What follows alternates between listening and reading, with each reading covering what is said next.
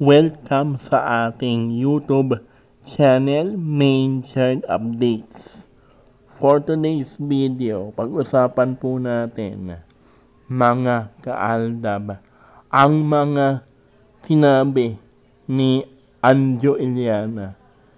Sigurado po ako na matutuwa po kayo sa aking mga sasabihin.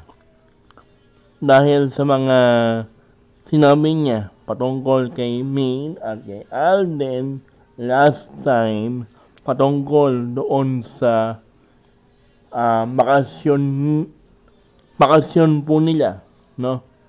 Bakasyon po nila sa Hong Kong noong panahon ng Aldab, ay meron nga daw plano ang management na dapat daw pagkaka-uwi daw nila or pagbalik daw nila dito sa ating bansa o dito nga po sa Pilipinas ay dapat daw ay maging sila na ni Main at saka ni Alden, maging opisyal na ang kanilang relasyon.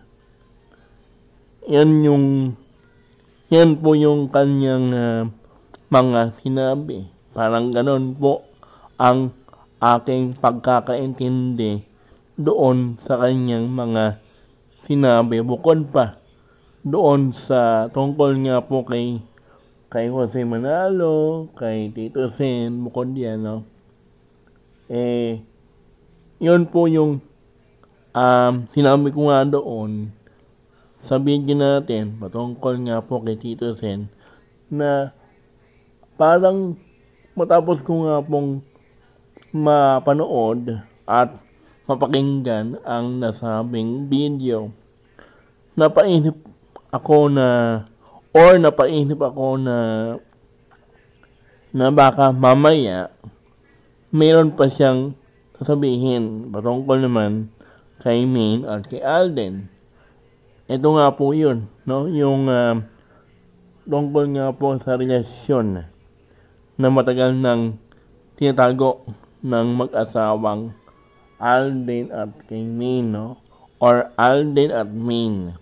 Kahit sabihin pa natin na meron daw siyang sinabi dito na na hindi raw makamove on.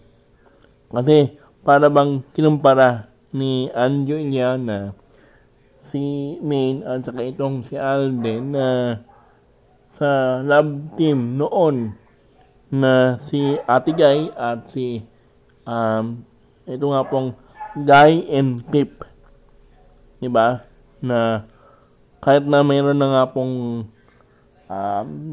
asawa or nagkaroon ng anak or naging kahit na anong mangyari, andyan pa rin yung mga fans. Or kung hindi naman, nakamove on na ang ilan sa mga fans ng Guy and Pip. No, kasi dahil doon sa mga nangyaring pagkakaroon ng hiwalayan ng ni Ate Guy at saka ni Terzo. Di po ba? Ngayon, mabigla nga daw siya sa mga nangyayari kasi kahit na sabihin pa natin na meron daw asawa itong si Main, kasi yun naman po yung pinapalabas nila, di ba? Yung sa eskwela na si Main may asawa na, pero nandito pa rin po yung mga Aldab fans. Pero abangan po natin bukas, meron daw siyang pasabog itong si Anjo Iliana patungkol kay Main at kay Alden sa kanyang TikTok live. Kaya sigurado po ako na dahil doon sa kanyang mga sinabi patungkol kay Main at kay Alden last time,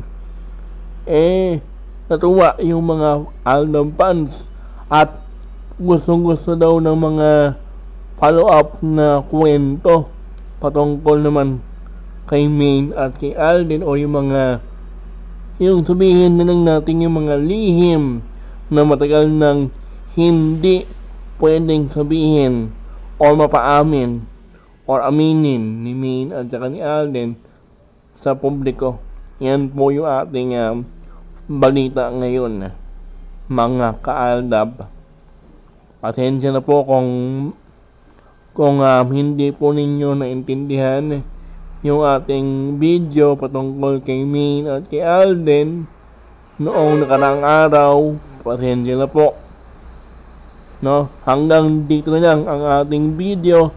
Don't forget to like, share, and subscribe for more updates kina Maine at kay Alden. Bye-bye.